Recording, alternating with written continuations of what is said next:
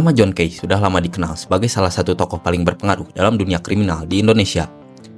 Namun, sebelum dia menjadi raja di jalanan Jakarta, dia hanyalah seorang pemuda biasa dari Pulau Kay, Maluku. John Refra Kay lahir pada tahun 1969 di sebuah desa sederhana di Kepulauan Kay, sebuah gugusan pulau kecil di timur Indonesia yang kaya akan budaya dan sejarah panjang tentang keberanian.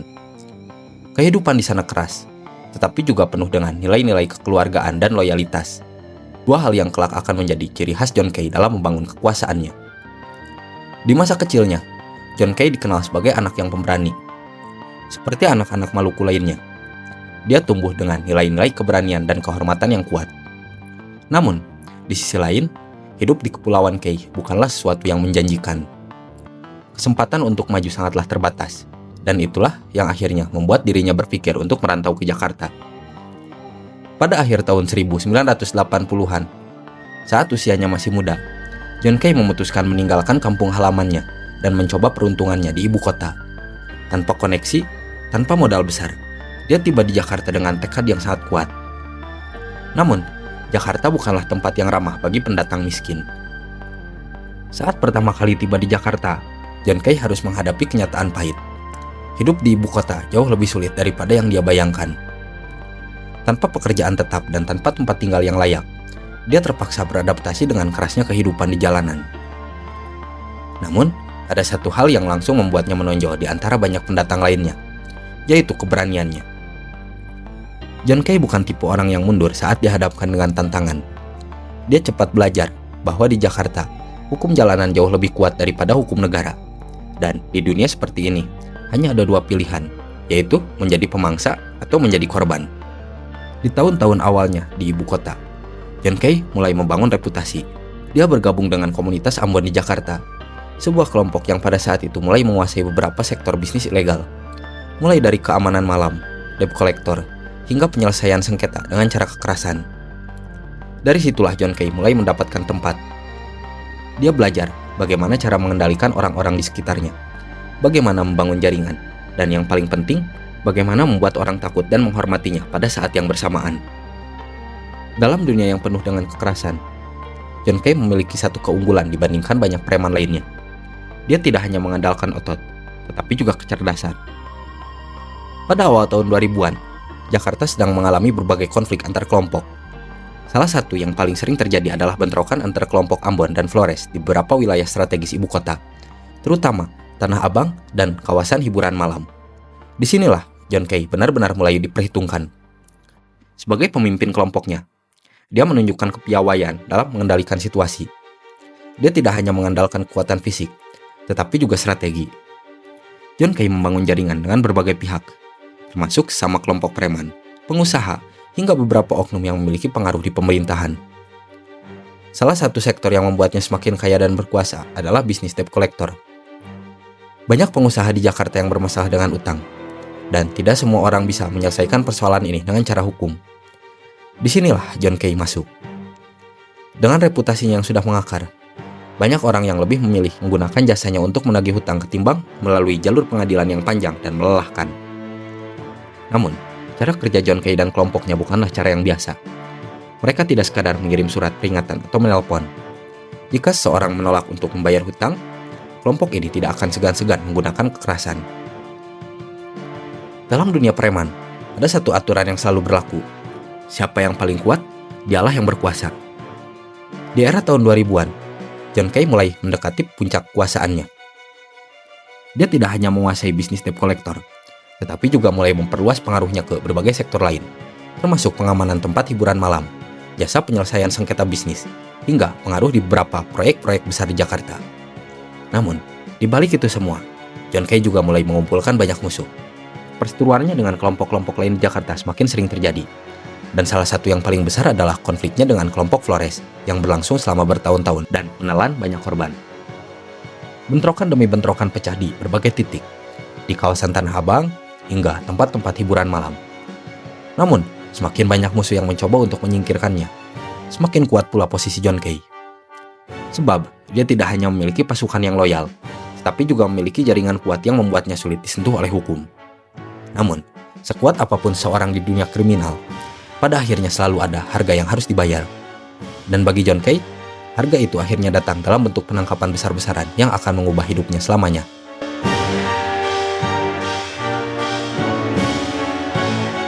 Pada awal tahun 2010-an, kekuasaan John Kay semakin kokoh. Dia dikenal sebagai salah satu bos preman terbesar di Jakarta dengan pengaruh yang menjalar ke berbagai sektor, termasuk pengamanan proyek, debt collector, hingga penyelesaian sengketa bisnis dengan cara kekerasan. Namun, di puncak kejayaannya, musuh terbesarnya ternyata bukan datang dari luar, melainkan dari dalam keluarganya sendiri. Nus Kay, yang merupakan sepupu dari John Kay, juga merupakan sosok yang cukup disegani dalam jaringan mereka. Awalnya, keduanya bekerja sama dalam mengendalikan berbagai bisnis jalanan mereka.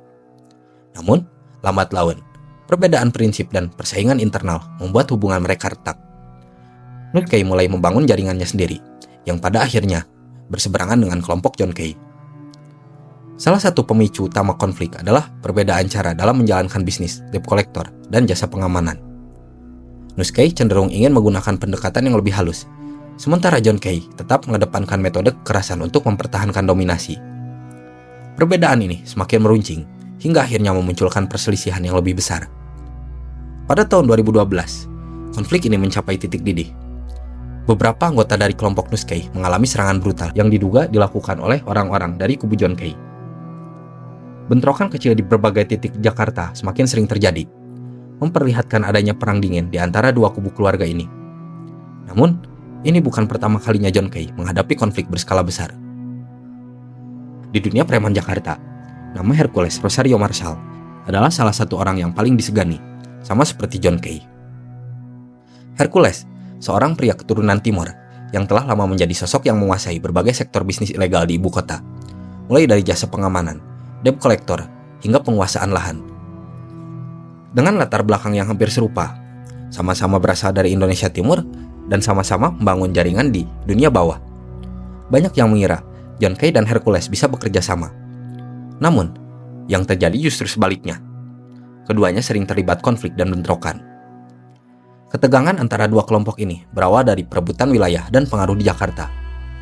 Baik John Kay maupun Hercules memiliki jaringan yang kuat di bisnis pengamanan dan debt collector.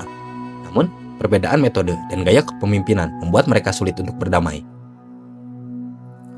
Permusuhan antara John Kay dan Hercules mulai mencuat ke permukaan pada awal tahun 2000-an. Ketika keduanya berebut kendali atas jumlah proyek di Jakarta, khususnya dalam bidang jasa pengamanan dan debt collector. Hercules lebih dulu menguasai Tanah Abang dan beberapa wilayah strategis lainnya. Dia memiliki reputasi sebagai preman yang berani dan tidak segan menggunakan kekerasan jika wilayahnya diganggu. Sementara itu, John Kay yang mulai naik daun melihat peluang untuk memperluas kekuasaannya. Konflik pun tidak dapat terhindarkan. Salah satu titik panas dari persaingan ini terjadi ketika kelompok John Kay mulai mengincar wilayah yang sebelumnya dikuasai oleh kelompok Hercules. Dalam beberapa kesempatan, terjadi bentrokan fisik antara kedua kubu, baik dalam skala kecil maupun skala besar. Salah satu peristiwa yang paling dikenal adalah bentrokan yang terjadi di daerah Tanah Abang dan Jakarta Barat, di mana anak buah John Kay dan kelompok Hercules terlibat dalam perkelahian sengit menggunakan senjata tajam. Salah satu insiden terbesar dalam perseteruan ini terjadi di Tanah Abang, yang dikenal sebagai salah satu wilayah paling strategis dalam bisnis pengamanan dan juga debt collector. Pada suatu hari, kelompok John Kay dikabarkan mencoba mengambil alih beberapa area yang selama ini berada di bawah kendali Hercules. Hal ini memicu kemarahan kelompok Hercules yang langsung melakukan perlawanan. Bentrokan pun pecah. Puluhan orang dari kedua kubu turun ke jalan, membawa senjata tajam dan bahkan senjata api rakitan. Warga sekitar ketakutan karena pertarungan antara kedua geng preman ini berlangsung secara terbuka di depan umum. Polisi akhirnya turun tangan untuk membubarkan pertikaian ini. Tetapi benih permusuhan sudah semakin dalam. Hercules menganggap John Kay sebagai ancaman serius terhadap wilayah kekuasaannya. Sementara John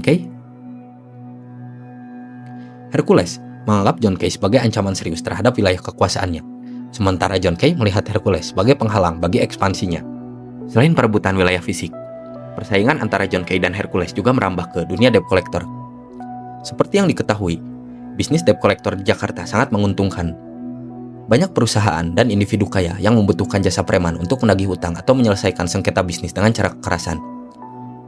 Baik kelompok John Kay maupun kelompok Hercules sama-sama memiliki reputasi sebagai penagih hutang yang kejam dan juga ditakuti. Namun, gaya mereka berbeda. Hercules lebih dikenal dengan pendekatan membina hubungan, di mana dia menggunakan jaringan dan pengaruhnya untuk menegosiasikan pembayaran utang tanpa harus selalu menggunakan jasa kekerasan.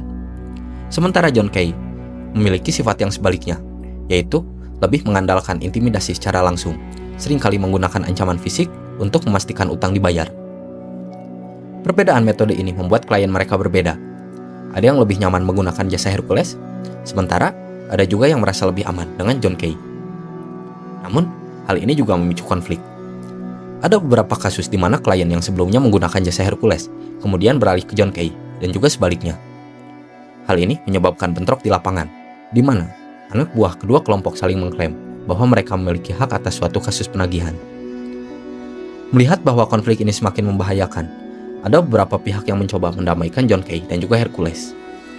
Beberapa tokoh masyarakat dan tokoh adat dari Indonesia Timur berusaha untuk mempertemukan keduanya agar tidak lagi saling bertikai. Namun, upaya ini tidak mudah, karena ego dan harga diri yang terlalu besar di antara kedua belah pihak. Beberapa pertemuan sempat dilakukan, tetapi ketegangan tetap ada.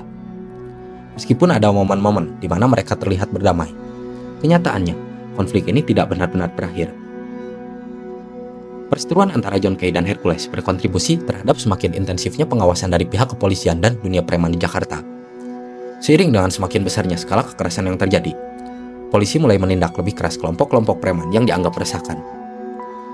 Penangkapan dua sosok ini menyebabkan kelompok mereka mengalami kemunduran. Namun, meskipun John Kay dan Hercules sama-sama telah ditangkap, pengaruh mereka masih terasa di Jakarta. Beberapa anak buah mereka tetap melanjutkan bisnis, meskipun dalam skala yang lebih kecil. Tahun 2012 menjadi tahun yang menentukan dalam perjalanan hidup John Kay. Pada tanggal 27 Januari tahun 2012, seorang pengusaha bernama Tan Haritantono, yang juga dikenal sebagai bos PT Sanex Steel Indonesia, ditemukan tewas di kamar 2701 di Swiss Bell Hotel, Jakarta. Kasus ini langsung menarik perhatian karena metode penghilangan nyawanya sangatlah brutal. Tan Hari ditemukan dengan banyak luka tusukan di tubuhnya. Dan penyelidikan awal mengarah pada dugaan bahwa penghilangan nyawa ini berhubungan dengan hutang piutang bisnis. Dari hasil investigasi, polisi menemukan bahwa penghilangan nyawa ini disebut dilakukan oleh beberapa orang yang terkait dengan kelompok John Kay. Berdasarkan keterangan saksi dan bukti yang ditemukan di lokasi kejadian, John Kay diduga menjadi otak di balik penghilangan nyawa tersebut. Polisi pun bergerak dengan cepat. Pada tanggal 17 Februari tahun 2012, John Kay ditangkap oleh tim Resmob Polda Metro Jaya di Hotel Ciwan, Pulau Mas, Jakarta Timur. Saat ditangkap, dia sempat melakukan perlawanan, tetapi akhirnya berhasil diamankan tanpa ada baku tembak. Penangkapan ini menjadi pukulan besar bagi kelompoknya. Banyak anak buahnya yang juga ditangkap dalam operasi ini, dan kekuasaannya di dunia kriminal mulai mengalami guncangan besar. Setelah penangkapannya, John Kay harus mengalami serangkaian proses hukum yang panjang. Namun, selama persidangan, dia membantah telah memerintahkan penghilangan nyawa Tan Haritantono. Namun, bukti yang dikumpulkan oleh jaksa cukup kuat untuk menjeratnya. Pada tanggal 27 Desember tahun 2012, Pengadilan Negeri Jakarta Pusat menjatuhkan hukuman 12 tahun penjara kepada John Kay atas keterlibatannya dalam penghilangan nyawa tersebut. Hukuman ini kemudian diperberat menjadi 16 tahun penjara setelah jaksa mengajukan banding. John Kay dijebloskan ke lapas Nusa Kambangan, sebuah penjara dengan tingkat keamanan tinggi yang dikenal sebagai tempat bagi narapidana kelas berat di Indonesia. Banyak yang mengira bahwa ini adalah akhir dalam karir kriminal John Kay. Namun, di balik jeruji besi, dia justru menunjukkan sisi lain yang belum pernah diperlihatkan sebelumnya. Di lapas Nusa Kambangan, John Kay mengalami kehidupan yang jauh berbeda dari kehidupannya di luar. Tidak ada pasukan yang siap melindunginya. Tidak ada bisnis ilegal yang bisa dijalankan dengan bebas. Yang ada hanyalah waktu dan refleksi atas semua yang telah dilakukannya. Disinilah, untuk pertama kalinya, John Kay mulai dikenal sebagai sosok yang berubah. Dia mulai mendekatkan diri pada agama dan seringkali mengikuti kegiatan rohani dari dalam penjara. Bahkan, dia beberapa kali diberitakan ikut dalam acara kebaktian dan menjadi motivator bagi narapidana lain. Pada suatu kesempatan, dia pernah menyampaikan pernyataan yang mengejutkan banyak orang. Dia mengaku menyesal atas perbuatannya di masa lalu dan berjanji tidak akan kembali ke dunia kekerasan setelah bebas nanti. Bahkan, Beberapa pejabat lapas mengakui bahwa John Kay menjadi salah satu narapidana yang cukup disiplin dan tidak banyak terlibat dalam keributan di dalam penjara. Namun pertanyaannya adalah, apakah pertobatan ini benar-benar tulus?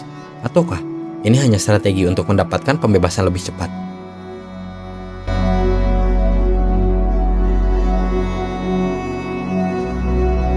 Setelah hukuman penjara atas kasus penghilangan nyawa Tan Haritantono, banyak yang mengira nama John Kay akan meredup. Namun pada kenyataannya, pengaruhnya di dunia preman Jakarta masih cukup kuat, bahkan setelah keluar dari penjara. Pada tanggal 26 Desember tahun 2019, John Kay resmi dibebaskan dari lapas Nusa Kambangan setelah mendapatkan pembebasan bersyarat.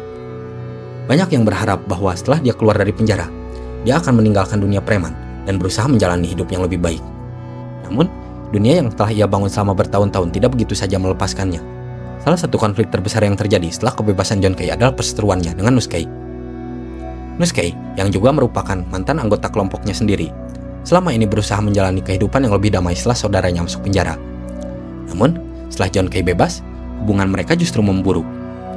Penyebab utama konflik ini adalah perbedaan prinsip dan kepentingan bisnis. Nus Kay ingin hidup dengan damai, sementara John Kay masih ingin berkuasa. Selama John Kay di penjara, Nus Kay lebih fokus pada bisnis legal dan menjauh dari dunia premanisme. Namun, John Kay masih ingin mempertahankan jaringan lamanya, yang pada akhirnya menyebabkan gesekan di antara keduanya. Kemudian, masalah uang dan bisnis debt collector. John Kay menuduh Nus Kay mengambil uang yang seharusnya menjadi bagian kelompoknya. Nus Kay, di sisi lain, mengklaim bahwa dia hanya menjalankan bisnisnya sendiri tanpa mencampuri urusan John Kay. Perselisihan ini semakin memanas hingga akhirnya berujung pada aksi brutal yang mengejutkan Jakarta. Puncak konflik terjadi pada tanggal 21 Juni tahun 2020, ketika kelompok John Kay melakukan serangan terhadap rumah Nus Kay di Grand Lake City, Tangerang. Serangan ini dilakukan oleh puluhan orang bersenjata tajam yang datang menggunakan beberapa mobil. Mereka merusak rumah Nus Kay, menghancurkan pintu, dan menyerang siapa saja yang ada di dalamnya. Nus Kay sendiri berhasil melarikan diri, tetapi beberapa orang yang ada di lokasi menjadi korban serangan. Seorang anak buah Nus Kay kehilangan nyawanya dibantai oleh kelompok John Kay, sementara yang lain mengalami luka-luka. Tidak hanya itu, kelompok John Kay juga melakukan penyergapan di daerah Cengkareng yang menyebabkan satu orang tewas akibat senjata tajam. Aksi brutal ini langsung menarik perhatian polisi. Dalam waktu singkat, John Kay dan puluhan anak buahnya ditangkap. Hanya dalam hitungan jam setelah serangan di Grand Lake City, polisi bergerak dengan cepat menangkap John Kay di markasnya di Bekasi. Dalam penggerebekan tersebut, polisi menemukan berbagai barang bukti yang menguatkan keterlibatan John Kay dalam aksi brutal ini. Antara lain, senjata tajam seperti parang dan golok, kemudian senjata api rakitan dan peluru, dan beberapa kendaraan yang digunakan dalam aksi penyerangan. Tidak hanya John Kay, 30 anak buahnya juga turut ikut diamankan. Setelah ditangkap, John Kay langsung menjalani proses hukum. Di dalam persidangannya, jaksa penuntut umum menuntut hukuman seumur hidup dengan dakwaan sebagai otak di balik aksi penyerangan dan juga penghilangan nyawa. Namun, setelah melewati berbagai sidang, pada tahun 2021, pengadilan akhirnya menjatuhkan vonis 15 tahun penjara kepada John Kay. Sementara itu, beberapa anak buahnya mendapatkan hukuman yang bervariasi, dari 10 hingga 17 tahun penjara. Kasus ini menunjukkan bahwa meskipun John Kay sudah pernah menjalani hukuman, dia tetap tidak bisa melepaskan diri dari dunia kriminal. Namun, berbeda dengan masa kejayaannya dulu, kali ini dia tidak bisa lagi mengelak dari jeratan hukum. Dengan hukuman 15 tahun penjara, John Kay kini kembali ke balik jeruji besi, dan kemungkinan besar masa kejayaannya di dunia preman Jakarta telah berakhir. Meski begitu, nama John Kay akan tetap dikenang sebagai salah satu preman paling berpengaruh dalam sejarah Indonesia. Namun, apakah kelompoknya benar-benar sudah musnah? Ataukah masih ada generasi baru yang akan meneruskan jejaknya? Hanya waktu yang bisa menjawab.